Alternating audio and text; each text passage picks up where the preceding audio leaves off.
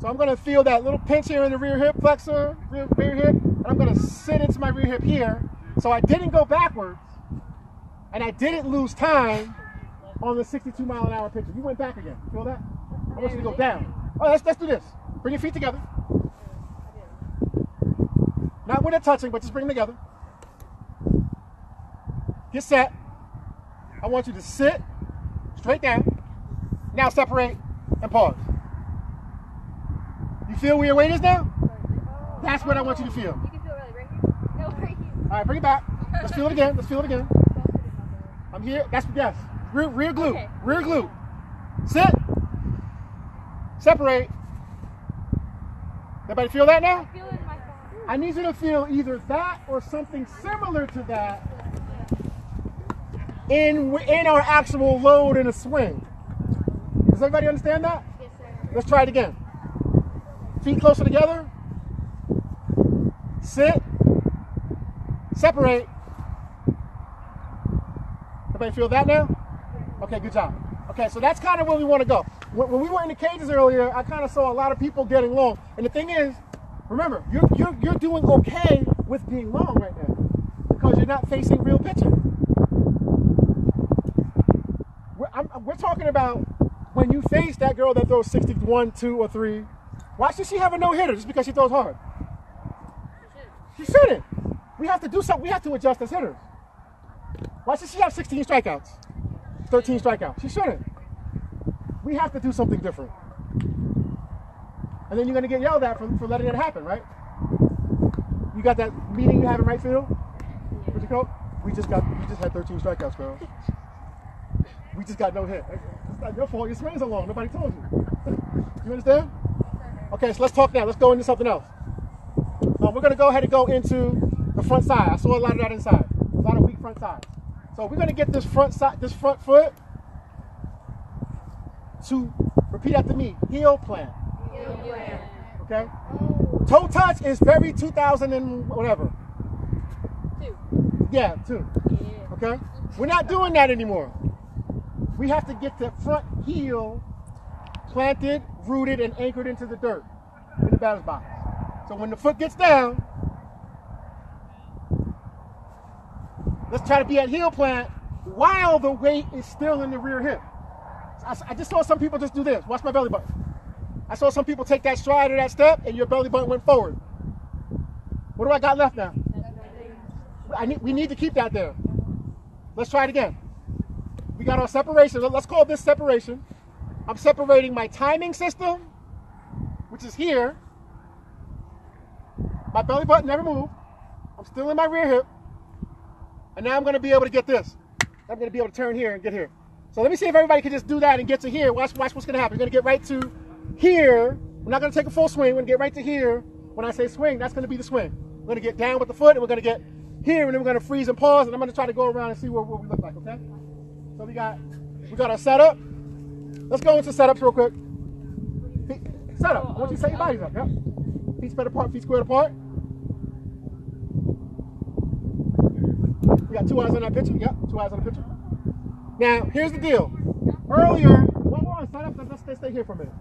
Earlier, we talked about the formula for power. Who remembers what that was? What? Speed times the weight. Speed of what? The speed of the swing. Of the bat. Yeah, the speed of the bat. Multiplied by what? The weight of the bat. Right. So speed multiplied by the speed of the bat multiplied by the weight of the bat is going to give me how much power I'm going to really generate. Honestly, that's what it is, right? Right. So a pitcher who throws the ball 5 miles an hour faster is only going to give me about 5 more feet on the flight of my ball. But if I swing my bat 5 miles an hour faster, I'm going to get about 15 or 20 more feet on the flight of my ball, because the bat is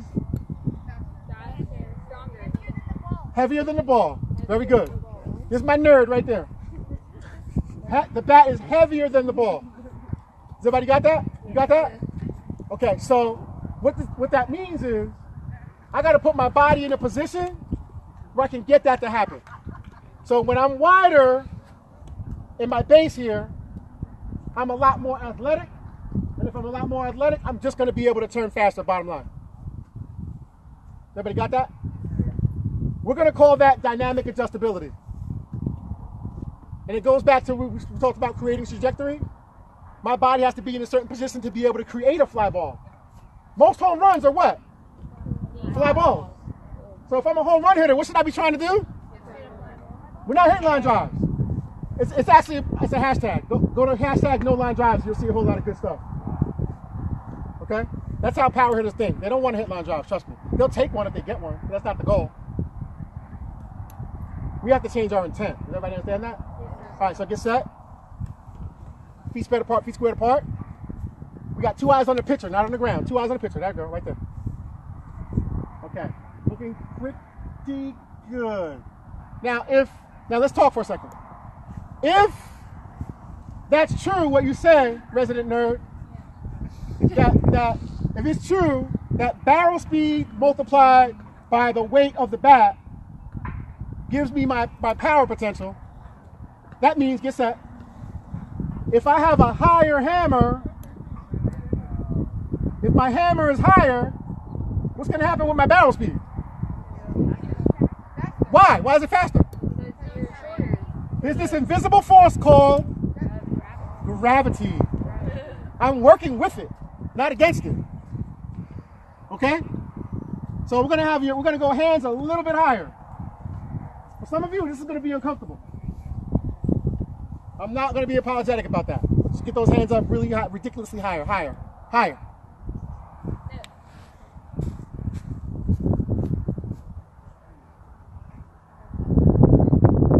By the way, no smiling when we're in the badge box. No smiling. Here we go. We're good. We're good. Okay. Here we go. We got our separation. Get there. I'm into my rear hip. I sat into my rear heel. That's my true load right there. Right. Do it again. Separate. I'm sitting into my rear heel. Go. Good job. Now when we go to the swing, we're going here. Ready? Go.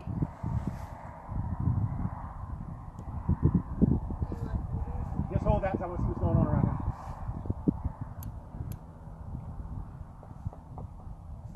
All right, let's talk about this for a second. So here's what happened just now. I got a lot of people, and I'm going to call you, for lack of a better word, I'm going to call you spinners. I got some spinners, I got some spinning going on. This is going to be how you maximize your efficiency. We're going to call this an efficient kinematic sequence. This is science, not my opinion. Science. So take it up with science. Don't take it up with me. This is fact. Get set, please, Peyton. We're gonna go ahead and go to knee drive and hold that. High heel on the back foot. That's straight and strong. Get wider, wider. That's straight and strong. This is what we need. This is the order of how power is generated. Get this angle right here. This is the order of how power is generated. Everybody, come over here really quick. There, I want you to see this.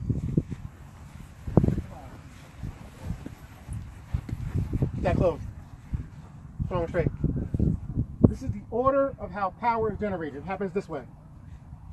It goes big toe, back knee, hip flexor, elbow, hands, barrel. If she was a pitcher, it would be hands, ball. If she was a hockey player, it would be hands, stick. If she was in a pillow fight, it would be hands, pillow. It doesn't matter what you're doing. As long as that happens in the right order, she is maximizing her efficiency and her rotational speed, and she's going to generate pop. As long as you do that fast, you're good with this going on here. Now, when we talked about dynamic adjustability, we were talking about this position. If I put you on a software, if I put you on a software program, her angle of her body is going to be somewhere around between 68 and 70 degrees. If I put a protractor right here, she's at 68 to 70 degrees. This gives her the ability to create lift on any pitch in that. If the strike zone was a tic-tac-toe board, she can create lift on any pitch in the strike zone. Any pitch. She's going to be able to create a hard fly ball. If her body wasn't at 68 to 70 degrees, she'd be too far forward. Come on, keep going. And I saw a lot of that. Come on, keep going. Do it wrong, right there. Right there. Right there. Hold that. I saw a lot of this. Back leg straight, people going forward. She has no dynamic adjustability from here. She cannot hit a fly ball from there. It's not possible. If she wanted to, she couldn't. Does everybody see what we're doing right here? You see where we're going? So we have to be able to put ourselves in the position so that there is a possibility that I can have power. to do with strong or weak. This has everything to do with positioning. And this is the last thing I'm going to say, and then we're going to get you guys out of here. Then you guys are tired and hungry, and you got Instagram stuff to go catch up on. I know what kind of life you guys are living right now. Who bad is this? Okay. So this is what I saw, Peyton. Okay, this is what I saw. This is what I saw inside. I didn't say anything because it wasn't time, but now it's time. Just hold that back right there. I saw a lot of people on the tee, and you guys were doing a lot of high tee work. How many pitches do I have here? How many times you throw the ball up here? If you're a pitcher, you throw balls up here, raise your hand. So hitters, why are we working on balls up here? Shouldn't be. If a pitcher throws this ball, what's it probably going to do? What's she probably trying to throw if she throws this pitch? Rice balls. Right. You guys like rice ball? No. Who wakes up in the morning like, oh man, I need a rise ball pitcher. Somebody please just throw me some rise balls. We don't. So here's what I want to see going forward. And only the best hitters are going to be able to do this. We have to get into a habit. It's a habit, Peyton. Okay? Of zoning down, belly button down. 1, it makes my strike zone smaller. 2, it gives me the ability to lay off a high pitch. That's what good hitters do. I don't give a crap if it's bad in practice. I don't really care. I'll wait. Ball. Belly button down. My strike zone smaller. Strike. Bang! And I'm crushing. Everybody understand? Yes. It's called being patient and aggressive at the same time, which is what the good hitters do. We don't just swing at everything. What's that? Who does that? You know who does that? Number 8 batter. Yeah, I went there. You want to be an 8 batter all your life? Keep doing that. You're on your way. Okay, we good? Yes, sir. That was our little short hitting talk. Tomorrow we're going to go in. We're going even deeper. Because there's layers and layers and layers of hitting. You guys aren't going to get this at camps. You know what they were going to say? Stay in your legs. Stay in your legs. You guys heard that a lot, right? Stay in your legs. That's cliche. You're not going to get that tomorrow. We're going in. We're going in tomorrow. We good? Yes, sir. On 3, YouTube live. On 3, fast to the first. Go. Instagram Stop live. it. Connection wasn't good. Instagram. Are you with Instagram live? It wasn't. We're good. Go. Best first on 3. 1, 2, 3, best first! Right. Get your cameos. Get your cameos real quick. Get your cameos. All right. It's enough.